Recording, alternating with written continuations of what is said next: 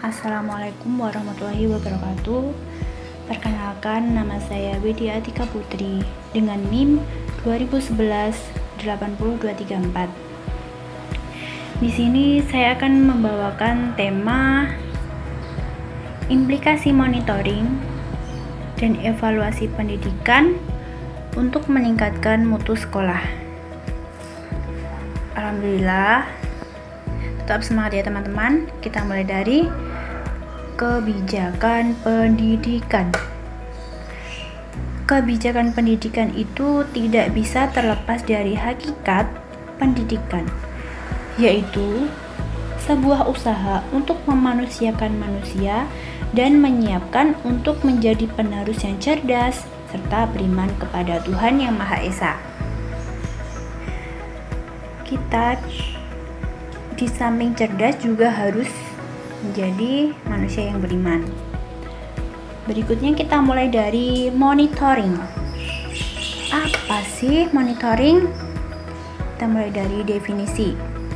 Definisi monitoring adalah aktivitas yang ditujukan untuk memberikan informasi tentang sebab akibat dari suatu kebijakan yang sedang dilaksanakan. Kapan sih monitoring itu dilakukan? Monitoring dilakukan ketika sebuah kebijakan sedang diimplementasikan. Kebijakan itu sedang berjalan. Terus, kenapa monitoring itu perlu dilakukan? Monitoring dilakukan agar kesalahan awal pada kebijakan itu segera diketahui. Jadi, bisa dilakukan tindakan perbaikan. Tujuannya untuk apa? Tujuannya menjaga agar kebijakan yang diimplementasikan sesuai dengan tujuan dan sasaran. Yang kedua, menemukan kesalahan kebijakan sedini mungkin. Jadi itu apabila ada kesalahan itu tidak monoton pada kesalahan itu sendiri. Bagaimana sih cara melakukan monitoring itu? Nah, ada beberapa metode di sini. Pertama, metode dokumentasi. Di dalam metode dokumentasi ini menggunakan laporan kegiatan seperti laporan tahunan, laporan semesteran, dan laporan bulanan. Jadi laporan itu bisa menjadi pantauan, bisa dipantau. Selanjutnya, metode survei. Tujuannya untuk menjaring data dari stakeholder, terutama kelompok sasaran, sejauh mana berjalan dengan on the track. On the track itu sesuai dengan tujuan yang awal. Selanjutnya, observasi lapangan. Ini dengan mengamati data empiris untuk meyakinkan dalam membuat penilaian atau hasil akhirnya. Juga bisa melengkapi metode survei.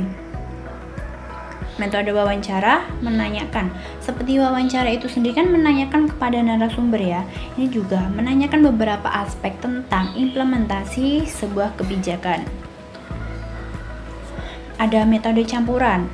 Pada dasarnya adalah mencampurkan beberapa metode. Bisa metode dokumentasi, survei, observasi lapangan, serta wawancara. Yang terakhir, metode FGD. Itu metode focus group discussion, yaitu mengadakan pertemuan diskusi dengan para narasumber yang berasal dari latar belakang yang berbeda. Jadi dari latar belakang itu kita bisa mengambil kesimpulan atau menarik kesimpulan, menambah data-data baru yang bisa dijadikan untuk kebijakan itu sendiri berjalan dengan semestinya. Lanjut ke evaluasi. Evaluasi adalah kegiatan untuk menilai tingkat kinerja suatu kebijakan. Evaluasi juga baru dapat dilakukan apabila kebijakan sudah berjalan cukup waktu. Sedangkan evaluasi pendidikan, proses menilai menentukan keputusan dalam bidang pendidikan. Tujuan evaluasi, menentukan tingkat kinerja suatu kebijakan. Melalui evaluasi, kita tahu derajat tingkat pencapaian sasaran. Juga untuk memperoleh fakta tentang masalah dan situasi yang tidak diinginkan. Kita lanjut arah monitoring dan evaluasi pendidikan. Yang pertama, orientasi pada nilai intrinsik pendidikan. Pendidikan adalah upaya dalam membina manusia yang beriman dan berbudi pekerti luhur, memiliki pengetahuan dan keterampilan. Jadi monitoring dan evaluasi itu tidak harus menekankan pada satu aspek saja, tetapi menyangkut kepribadian secara menyeluruh. Yang kedua, orientasi pada mutu eksternal. Jadi di sini keberhasilan suatu program pendidikan dalam hal ini dimaksudkan agar kompetensi lulusan tidak saja ditentukan pihak sekolah, tetapi juga memperdayaan lingkungan masyarakat. Hubungan hasil monitoring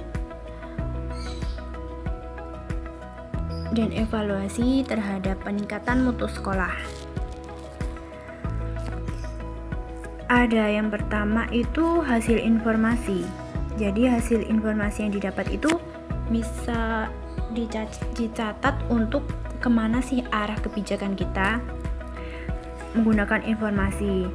Jadi kita dapat menggunakan data-data tersebut untuk kita teliti, untuk kita monitoring sampai ke evaluasi, penyempurnaan program, dan yang terakhir adalah peningkatan mutu.